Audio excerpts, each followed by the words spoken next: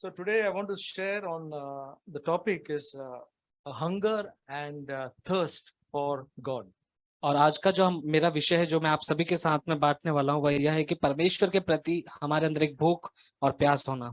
Sometime back I had for myself I had written some things called the treasures of the Christian life. और कुछ समय पहले मैंने अपने मसीह जीवन से संबंध रखते हुए मैंने कुछ बातें लिखी थी एक पुस्तक पर, जो मसीह जीवन में बहुत ही रहस्यमय और एक गुप्त धन के समान बातें होती हैं। What I thought is very important. Treasures means treasure is something very important for us. और जो एक गुप्त धन के समान, खजाने के समान, जो मैंने सोचा कि मेरे जीवन से संबंधित क्या बातें हैं। So I wrote down around 7 items as the treasures of the Christian life. और मैंने जैसे कि देखा तो मैंने वहां पर कुछ 7 मुख्य रूप से जो बातें थी उन 7 बातों को मैंने लिखा जो मसीह जीवन के लिए एक खजाने के समान है। One of them is the fear of God. और उनमें से पहली जो बात थी वह परमेश्वर का भय था। And we had spoken about it last Sunday. और पिछले सप्ताह रविवार के दिन हमने उसके विषय में बात की थी। Last Sunday, okay. And today I'm going to speak on another treasure, a hunger and thirst for God. और आज मैं आपसे उसके दूसरे खजाने के विषय में बात करूंगा जो हमारा विषय है कि परमेश्वर के प्रति भूख और प्यास होना। See, these are very important things. I mean, I consider them as if that is not there, if the fear of God is not there in my life, I'll have a tremendous lack. और मैं इन बातों को इस प्रकार से समझता और मानता और लेता हूं अपने जीवन में, जैसे कि परमेश्वर का भय यदि हमारे जीवन में नहीं है, हमारे मसीह जीवन में बहुत बड़ी कमी है। And I was surprised to see that King Hezekiah considered the fear of God as his treasure. और मैं यह जानकर चकित होता हूं कि जो राजा हिजकिय्याह था वह अपने जीवन में परमेश्वर के भय को एक खजाने के गुप्त धन के समान देखता है। What the hunger and thirst for God, or Jesus says, blessed are those who hunger and thirst for righteousness. और जैसे कि हम देखते हैं कि जो परमेश्वर के लिए भूखे और प्यासे, जैसे यीशु में से कहा कि धन्य है वे जो परमेश्वर के लिए, धार्मिकता के लिए भूखे और प्यासे हैं। It's the same thing. The kingdom of God is righteousness, peace and joy in the Holy Spirit. यह वैसे ही है जैसे परमेश्वर का राज्य धर्म, मेल मिलाप और वह आनंद होता है जो पवित्र आत्मा के द्वारा होता है। So the hunger and thirst for God is something which is very important in the Christian life. और यह परमेश्वर के प्रति भूख और प्यास होना यह एक मुख्य रूप से ऐसी बात होती है जो हमारे जीवन में हमें सहायता करती है। We'll see that what this really means. और हम आगे आकर देखते हैं कि यह बातें वास्तव में क्या होती है। Hunger and thirst are a normal characteristic of a healthy life. और हम देखते हैं कि एक व्यक्ति को भूख लगना और उसे प्यास लगना, वह उसका प्यासा होना, यह एक स्वस्थ व्यक्ति के शरीर का लक्षण होता है। Medically, if a person does not have a proper appetite, it is regarded as something which is abnormal. और हम देखते हैं कि स्वास्थ्य के रूप से यदि एक व्यक्ति के अंदर उसे चाहिए उसके अनुसार यदि उसे भूख नहीं लगती, प्यास नहीं लगती, तो उसमें कुछ गड़बड़ है। So when you find that a person does not have an appetite, then you know that something is wrong. और हम देखते हैं कि यदि किसी व्यक्ति के अंदर उसे भूख नहीं लगती या उसकी खुराक नहीं है, मतलब उस व्यक्ति के साथ कुछ तो बात गलत है। Similarly, in our walk with the Lord, hunger and thirst, when it is there, it signifies a healthy Christian life. और उसी प्रकार हमारे मसीह जीवन में भी यदि हमारे जीवन में एक भूख और प्यास परमेश्वर के प्रति है, तो हमारा जो मसीह जीवन है वो एक स्वस्थ मसीह जीवन है। So what is hunger? तो भूख क्या होती है? Hunger is a sensation that motivates the consumption of food. और भूख लगना यानी कि एक ऐसा भाव शरीर के अंदर, शरीर के भीतर ऐसा भाव उत्पन्न होता है, उठता है कि आपको कोई खाने की वस्तु हो उसे वो अंदर ले ले। It's a natural sensation that we need some food. और यह स्वाभाविक रूप से हमें एक आभास होता है जो हमें खाने की जरूरत है। And what is thirst? और प्यास लगना क्या होता है? Thirst is a feeling you have when you want or need a drink. और यह एक ऐसी भावना होती है कि आप कुछ तो एक पीने की जो चीज होती है वह पीना चाहते हैं। Thirst is normally the brain's way of warning that you are dehydrated because you are not drinking enough fluid. और जब हमें प्यास लगती है तब हमारा जो दिमाग, हमारा मस्तिष्क है, वह हमारे शरीर को यह चेतावनी देता है कि तुम्हारे शरीर में पानी की मात्रा की कमी हो चुकी है और तुम पानी पियो। So this is the natural way that we see hunger and thirst. तो हम साधारण रूप से आमतौर पर हम देखते हैं भूख और प्यास क्या होता है। So to hunger and thirst for God is the way God has made us. और यह भूख लगना, प्यास लगना, यह वह तरीका है जिसके माध्यम से हम परमेश्वर ने हमें बनाया है। When there is no hunger and thirst, listen to this, brothers and sisters, when there is no hunger and thirst in us for God, it shows that something is wrong. अब भाइयों बहनों, यदि हमारे जीवन में परमेश्वर के प्रति हमें वह भूख और प्यास नहीं लग रही, हमारे अंदर भूख और प्यास नहीं है, यह इस बात को दर्शाता है कि हमारे साथ कुछ तो गलत है, कुछ गड़बड़ जरूर है। Spiritually, not physically, spiritually something is wrong. मैं शारीरिक नहीं परंतु आत्मिक रीति से आपसे कहता हूँ कि आत्मिक रीति से कुछ तो गलत है। So, as much as we eat unhealthy food, say junk food, we go and eat, and then we don't, sometimes because of that, we don't have a good appetite. Maybe our stomach is upset. और आमतौर पर हम अक्सर देखते हैं कि हम बाहर का, जैसे कि सड़क के किनारे का जो स्वादिष्ट खाना, तला गला सब कुछ जो जंक फूड कहते हैं, हम खाते हैं, जो हमारे शरीर के लिए, स्वास्थ्य के लिए अच्छा नहीं होता। Similarly, when we go after things which are not of God, और उसी प्रकार से हम उन बातों के पीछे जब भागते हैं, उन्हें पाने के लिए उनका पीछा करते हैं जो परमेश्वर की रीति से मायने नहीं रखती, we lose our appetite for the things of God. तो हमारे अंदर खुराक नहीं रह जाती परमेश्वर और उसकी बातों की खोज करने के लिए। That's the way it is. यह इसी रीति से होता है। So now let us see what is okay. So now let us see what the Word of God talks about hunger and thirst. तो आइए हम देखते हैं कि परमेश्वर का वचन हमसे भूख और प्यास लगने के विषय में क्या कहता There are है। some wonderful verses which we can really note it down, or rather keep it in mind. और कुछ सुंदर वचन है परमेश्वर के वचन में दिए हुए हैं, जिसे आप कहीं पर आपके ध्यान में आने के लिए लिख सकते हैं या उसे नोट करके रख सकते हैं। Psalm 42 verses 1 and 2. भजन संहिता 42 उसका वचन 1 और 2। It says, as the deer pants for the water brooks, so my soul pants for thee, O God. और यहाँ पर My soul thirsts for God, for the living God. When shall I come and appear before God? और हम पढ़ते भजन संहिता अध्याय 42 वचन 1 और 2। जैसे हरिणी नदी के जल के लिए हाँफती है, वैसे ही हे परमेश्वर मैं तेरे लिए हाँफता हूँ। जीवते ईश्वर, हाँ परमेश्वर का मैं प्यासा हूँ, मैं कब जाकर परमेश्वर को अपना मुंह दिखाऊंगा। So this Psalm 42 is written by the sons of Korah. और हम देखते हैं कि यह भजन संहिता 42 जो है, यह कोरह के वंश के लोगों ने लिखा है। Anybody knows who Korah is? और क्या आप में से कोई जानता है कोरह कौन है? So Korah, there was 3 people: Korah, Dathan, and Abiram. और हम देखते हैं वहां पर 3 मुख्य रूप से व्यक्ति थे, कोरह, दातान और Abiram. Korah was a cousin of Moses. और जो कोरह था वह चचेरा भाई था मूसा का, They were Levites. और वे लेवी गोत्र के थे। So Korah, Dathan, and Abiram, they rebelled against Moses. और हम देखते हैं कि जो कोरह, दातान और अबीराम था, उन्होंने मूसा के विरोध में बलवा किया। God had chosen Moses. परमेश्वर ने मूसा का चुनाव किया था। Korah, Dathan, and said, why you think that you are so great? We are also great. और उन तीनों ने मिलकर उससे विरुद्ध बलवा करके कहा कि तुम कौन होते हो जिसे परमेश्वर तुम्हारा चुनाव करता है, हम भी महान हैं। That is the spirit of rebellion, brothers and sisters. और भाइयों बहनों, यह वह आत्मा होती है जो बलवा करती है, विरोध की भावना रहती It है। can come to each one of us. और यह भावना हम में से हर एक व्यक्ति के अंदर आ सकती है। We say, I am also great. और हम कह सकते हैं मैं भी महान हूँ, मैं भी कुछ हूँ। Why I am not this and all that. That's sort of the rebellion he had. और हम देखते हैं कि क्यों मैं ऐसा नहीं कर सकता, क्यों मैं यह नहीं बन सकता, और इस प्रकार का बलवा करने का भाव उसके अंदर था। And God punished all the 3 of them with their whole household. They went down into the earth. अब परमेश्वर ने उन तीनों व्यक्ति और उसके पूरे घराने परिवार को दंडित करते हुए उन्हें ऐसा दंड दिया कि घराने समेत जमीन फट गई और पूरा उनका घर परिवार सब था वो उसमें धंस गया। God said, stay away from this wicked man. और परमेश्वर ने कहा कि इस पापी और दुष्ट व्यक्ति से तुम सब दूर हो जाओ। And so the earth swallowed them up. और जो धरती थी उसने उनको निगल लिया। But we read a word there that the sons of Korah did not go in that thing. लेकिन हम देखते हैं वहां पर आगे पढ़ते हैं कि कोरह के जो वंश के जो उसके आगे की संतानें थे, पीढ़ी थी, वे उसके साथ शामिल नहीं थे। The sons of Korah ran away from there. और हम देखते हैं कि कोरह के जो बच्चे थे, संतानें थे, वे उससे दूर भाग गए। They were not part of that family.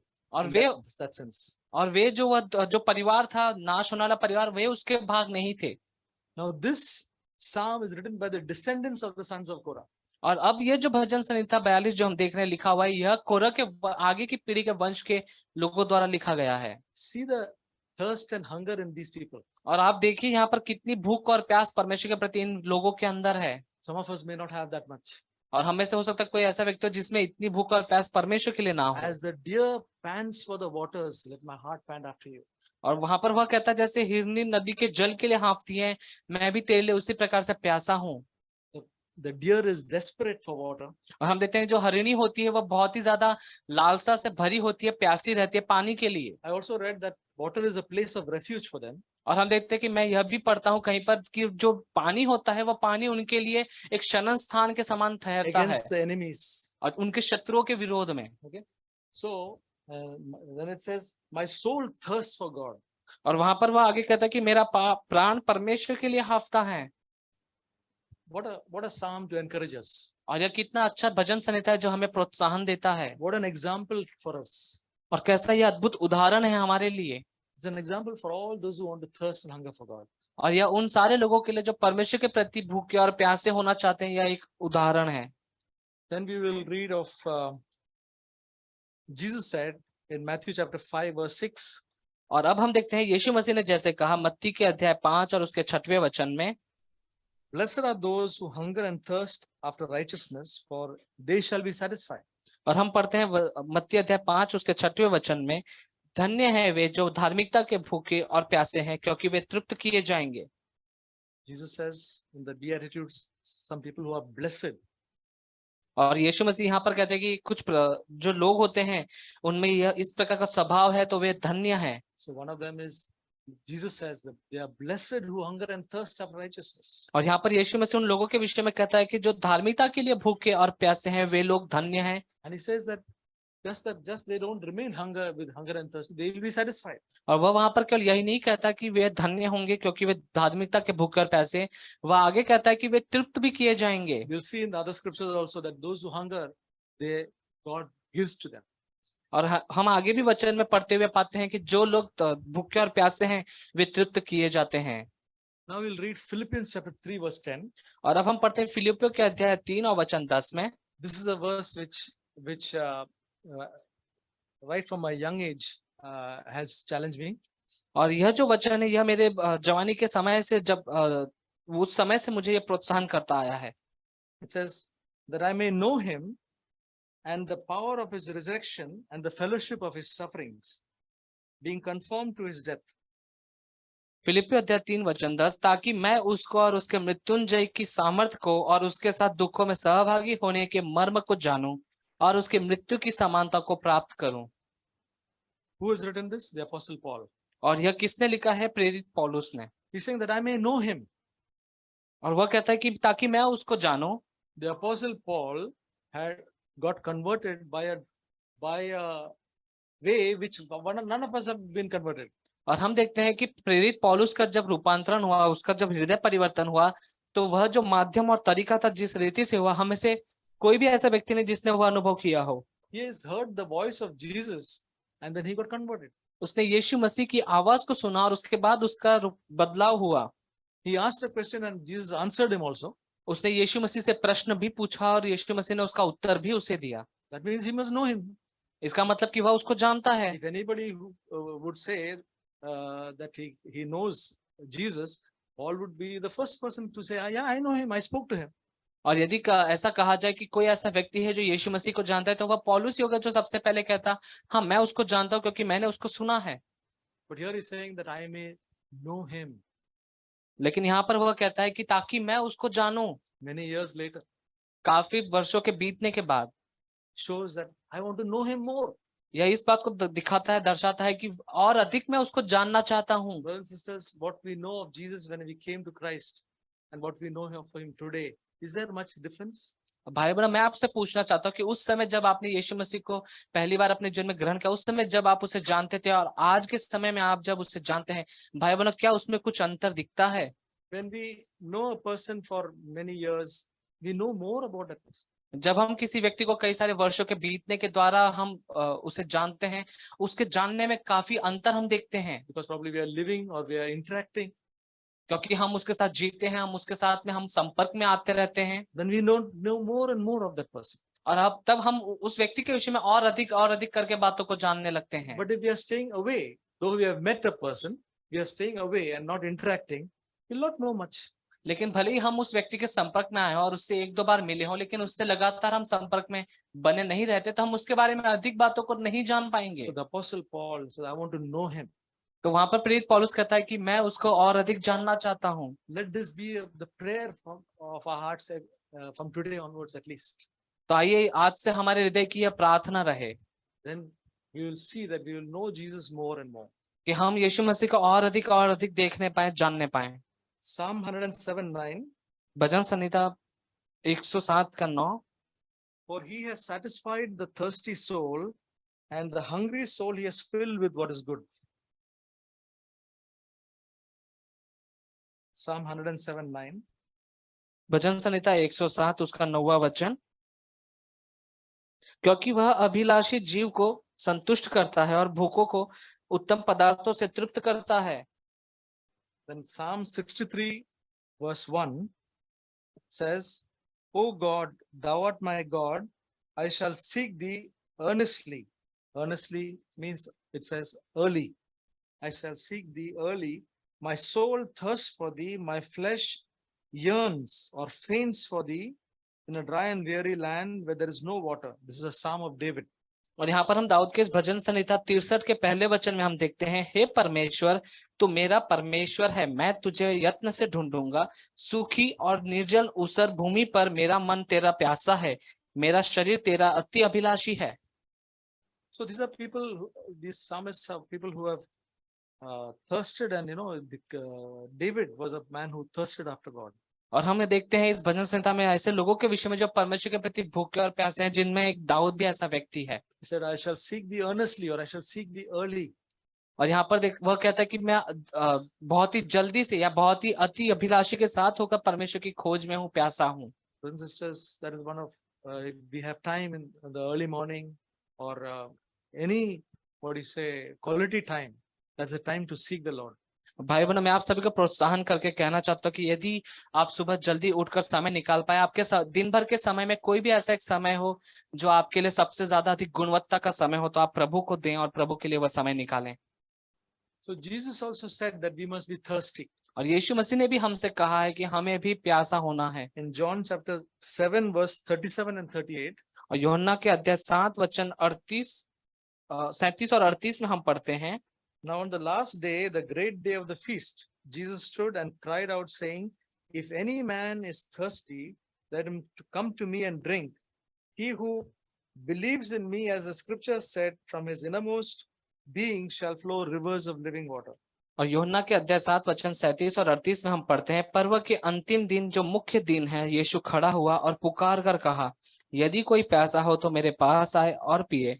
जो मुझ पर विश्वास करेगा, और जैसा पवित्र शास्त्र में आया है, उसके हृदय में से जीवन के जल की नदियां बह निकलेंगी। Verse 39 says, This he spoke of the Holy Spirit. और वचन 39 कहता है कि उसने यह वचन पवित्र आत्मा के विषय में कहा। So Jesus links thirst for receiving the Holy Spirit. और हम यहाँ पर देखते हैं कि यीशु मसीह प्यास लगने को पवित्र आत्मा के पाने के साथ में जोड़ते हैं। How many of us seek the Holy Spirit but without thirst? हम में से कितने ऐसे हैं जो पवित्र आत्मा की खोज में लगे हैं, उसे पाना चाहते हैं, लेकिन हमें उसके प्रति कोई प्यास नहीं है। To receive the Holy Spirit, there are three things. और पवित्र आत्मा पाने के लिए हमारे पास मुख्य रूप से 3 बातें हैं। First is thirst. पहला है हमारे अंदर प्यास होना, Then we must ask, और उसके बाद हम मांगे, and then by faith we must receive. और उसके बाद हम विश्वास के द्वारा उसे स्वीकार कर लें। Just three things if you can think. First, there should be a thirst. और केवल 3 मुख्य रूप से आप उसका ध्यान रखें कि पहली बात है कि आपके अंदर उसके प्रति प्यास होना। God will not force the Holy Spirit on us. और परमेश्वर हम पर उसके पवित्र आत्मा को दबाव के साथ थोपेगा नहीं। So ask and you shall receive. और वह कहता है कि मांगो और तुम्हें मिलेगा। And then he wants to give us the Holy Spirit more than we desire really.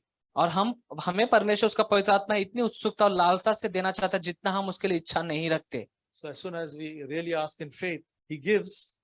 और जब आप विश्वास से परमेश्वर से मांगेंगे, तब आपके विश्वास के अनुसार वह आपको वह देता है। And we have to just say thank you. और तब आपको केवल कहना है, प्रभु धन्यवाद। And receive by faith. और मैंने विश्वास के साथ इसे ग्रहण किया है, पाया है। So John 4:14 says, यूहन्ना अध्याय 4 और वचन 14 कहता है, Jesus told the woman at the well, और यीशु मसीह ने कुएं के पास उस स्त्री से कहा था, but whoever drinks the water that I shall give him shall never thirst, but the water that I shall give him shall become in him a well springing up to eternal life. यूहन्ना अध्याय 4 वचन 14, परंतु जो कोई उस जल में से पिएगा जो मैं उसे दूंगा, वह फिर अनंत काल तक प्यासा न होगा, वरन जो जल मैं उसे दूंगा वह उसमें एक सोता बन जाएगा जो अनंत जीवन के लिए उमड़ता रहेगा। So Jesus is saying that if I give you the water, that you will not thirst anymore. और यहाँ पर यीशु मसीह कहता है कि जब मैं तुम्हें एक ऐसा पानी दूंगा, जल दूंगा, जिससे तुम फिर कभी प्यासे नहीं होगे। What's the meaning of that? उसका अर्थ क्या होता है, मतलब क्या होता है? Once you come to Jesus and you receive him, then you will not thirst for anything else anymore. और इसका मतलब होता है कि जब आप यीशु मसीह के पास आते हैं और उसे ग्रहण करते हैं, उसके बाद आपकी जो प्यास है वह बुझ जाती है, क्योंकि उसके बाद आपको और किसी बात के लिए प्यास नहीं लगती। Your search has ended with Jesus. और आपका जो ढूंढना होता है, आपका जो खोजना होता है, वो ये यीशु मसीह के पास आने के द्वारा वह रुक जाता है, बंद हो जाता है। There is nothing more better than Jesus. और उसके बाद और कोई उत्तम ऐसी बात नहीं होती है, बाकी नहीं रह जाती, जो यीशु मसीह से कुछ अच्छा और बढ़कर हो सके। That's why we will never thirst for anything else more, which anything much, we'll never find anything much better than Jesus. क्योंकि आप उसके बाद यीशु मसीह से बढ़कर कोई अधिक उत्तम और अच्छी बात को कभी नहीं पाएंगे, इसलिए आप उसके अलावा किसी और बात की खोज नहीं And करेंगे। this will be a well of life springing to eternal life. और उसके बाद यह जो आपके अंदर जो जल आएगा, यह आपके लिए एक अंदर ही आपके लिए सोता बन जाएगा। Another thirsty person who is it's written in Luke chapter 1 verse 53. और एक और व्यक्ति है, हम बाइबल में पढ़ते हैं, जिसमें प्यास थी परमेश्वर के प्रति। हम पढ़ते लूका के अध्याय 1 और वचन 53 में। It's a wonderful statement by Mary, the mother of Jesus. और यह बहुत ही अद्भुत वचन और कथन यीशु की मां मरियम ने कहे। She was a young, hungry and thirsty woman of God. और वह परमेश्वर के प्रति एक भूख और प्यास से भरी, लालसा से भरी हुई स्त्री थी। And she said, He has filled the hungry with good things and has sent away the rich empty-handed. और वहां पर हम पढ़ते हैं लूका अध्याय 1 वचन 53 में, जहाँ पर मरियम कहती है, उसने भूखों को अच्छी वस्तुओं से तृप्त किया और धनवानों को छूछे हाथ निकाल दिया। So he has filled the hungry with good things. और यहाँ पर हम देखते हैं कि उसने भूखों को अच्छी वस्तुओं से तृप्त किया। But those who feel they are rich, लेकिन जो ऐसा सोचते हैं कि वे पूरी तरह से तृप्त हो चुके हैं या धनवान हैं, so there is a type of there are types of people who are not hungry for God. और ऐसे भी इस प्रकार के लोग होते हैं जो परमेश्वर के प्रति भूखे और प्यासे नहीं होते हैं। And there are some people who are hungry for God. लेकिन कुछ ऐसे भी लोग होते हैं जो परमेश्वर के प्रति भूखे होते हैं। And there are some people who think they have it all. और कुछ ऐसे भी लोग होते हैं जो सोचते हैं उनके पास सब कुछ है। I am okay. मैं ठीक हूँ। I know I about a Christian life. I know so many things. मैं जानता हूँ, हाँ, मसीह जीवन के विषय में मुझे सब कुछ पता है। Both these people, first people who do not have a hunger for God and those who think they are okay, both go empty-handed. और हम देखते हैं कि ऐसे लोग जो परमेश्वर के प्रति जिनमें भूख और प्यास नहीं है, और ऐसे व्यक्ति या ऐसे लोग जो सोचते हैं हाँ मुझे सब कुछ पता है, मैं सब कुछ जानता हूँ, मेरे पास सब कुछ है, दोनों ही खाली हाथ निकाल दिए जाते हैं। But those who hunger for God, and they will be it says filled with good things. लेकिन जो परमेश्वर के प्रति भूखे और प्यासे होते हैं, यहाँ पर वचन कहता है वे तृप्त किए जाते हैं। So brothers and sisters, what a great need for us, no? That we should really be people who are hungry for God. और भाई बहनों, कितनी अद्भुत जरूरत हमारे जीवन में हमें होनी चाहिए कि हम ऐसे लोग बने जो परमेश्वर के प्रति भूखे और प्यासे हों Till the end of our life. और हमारे जीवन के अंत तक। There is no stage where we say that we have attained something. ऐसा कोई हमारे जीवन का स्तर या ऐसा कोई चरण नहीं होगा जहां पर पहुंचकर हम कह पाए कि अब बस हो गया, हाँ मैंने पा लिया है। You see old people who are older brothers and sisters who are moved on, who are quite old in age and who love the Lord, they are still hungry for God. और हम देखते हैं कि यदि हमारे बीच में कोई ऐसा अधिक उम्र वाला या बुजुर्ग, कोई पूर्वज के समान कोई व्यक्ति यदि है जिसने अपने जीवन में बुढ़ापे की स्थिति में आ चुका है परमेश्वर को खोजते हुए, आप देखेंगे उसके जीवन में अब भी परमेश्वर के प्रति भूख और प्यास रहेगी। So brothers and sisters, what is the meaning of being hungry for God? और भाइयों बहनों, परमेश्वर के प्रति भूखा होना, इसका अर्थ क्या होता है? Talking so much about hunger and thirst for God, but what is it? और हम बहुत अधिक वचन के द्वारा बात करें परमेश्वर के प्रति भूखा और प्यासा होना, इसका अर्थ होता क्या What है? is this hunger for God? या परमेश्वर के प्रति भूखा और प्यासा होना, उसका अर्थ क्या होता है? Anybody want to say? क्या कोई आप में से कहना चाहेगा? Don't worry about answers. It should be correct or this. Just आप अपने उत्तर की चिंता ना करें, सही होगा या गलत होगा, केवल आपके मन में है तो आप कहें। to be more like Christ. Yes. मसीह के समान होना।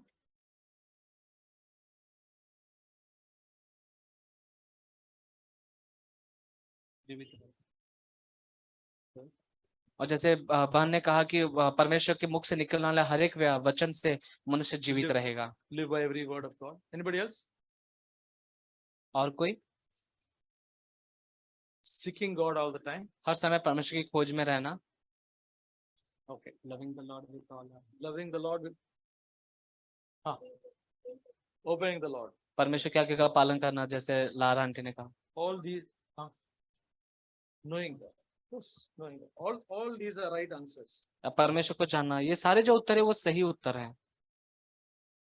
It's an inward longing. Okay, we heard that sensation of hunger is there. There is a feeling of thirst. The inward longing to know God more. और यह जैसे हमने भूख के विषय में जाना था कि एक अंदर से एक ऐसा भाव उत्पन्न होता है, हमें महसूस होता है कि हम कुछ खाएं, वैसे हमारे हृदय के अंदर से एक ऐसी लालसा, अभिलाषा उत्पन्न होती है कि मैं प्रभु को और अधिक जानूं। An inward desire to know more about the mysteries of God. कि मेरे अंदर एक ऐसी इच्छा उत्पन्न होती है जिसके द्वारा कि मैं परमेश्वर की और अधिक रहस्यमय और गुप्त बातों को जानने पाऊं। So this causes us to read and meditate on God's word. और यह हमें विवश करता है कि हम परमेश्वर के वचन को मनन करें, पढ़ें और उसको मनन करें। We don't read the word of God as a sense of duty. ऐसा नहीं कि हम परमेश्वर के वचन को एक हमारा कर्तव्य है, हमें वह निभाना है, उसके अनुसार हम करें। But we read the word of God because of the hunger to know God more. और हम परमेश्वर के वचन को इसलिए पढ़ें कि हमारे अंदर वह भूख, वह प्यास, वह लालसा है कि मैं प्रभु को और अधिक जानना चाहता हूँ। Then also the hunger for God makes us to spend time with God in prayer. और साथ ही हमारे अंदर जो परमेश्वर के प्रति भूख और प्यास होती है वह हमें सहायता करता है कि हम अपना समय अधिकाई से परमेश्वर के साथ संगति करने में बिताएं। Because to know a person we have to spend time with him. क्योंकि यदि हम किसी व्यक्ति को जानना चाहते तो आपको आपका समय उस व्यक्ति के साथ बिताना होगा। So to spend a quality time in prayer with God. तो आपका जो गुणवत्ता का जो समय होता है, अधिक समय आप प्रार्थना करने में, परमेश्वर के साथ में संगति करने में बिताएं। Where it is not a monologue but a dialogue with God. जहां पर आपका जो बातचीत परमेश्वर के साथ में होगा वह एक तरफ से बातचीत करना नहीं, परंतु वह दो तरफा बातचीत होगी। We want to just sit and have fellowship with God and hear what he has to say. और आप केवल परमेश्वर के सम्मुख जाकर परमेश्वर के साथ बैठकर प्रार्थना करें उसके सामने और उससे संगति करें और वह जो आपसे कहना चाहता है उसकी सुने। And so we surrender our life to God. और तब हम अपने जीवन को परमेश्वर के सम्मुख समर्पण करते हैं To know him more. ताकि हम उसको और अधिक जान सकें। Because when we want to know God, unless we surrender our lives, we will not know him more. क्योंकि जब तक आप अपने जीवन को प्रभु को समर्पित नहीं करेंगे तब तक आप उसको और अधिक अपने जीवन में नहीं जान पाएंगे। We want to have a revelation on the things of God.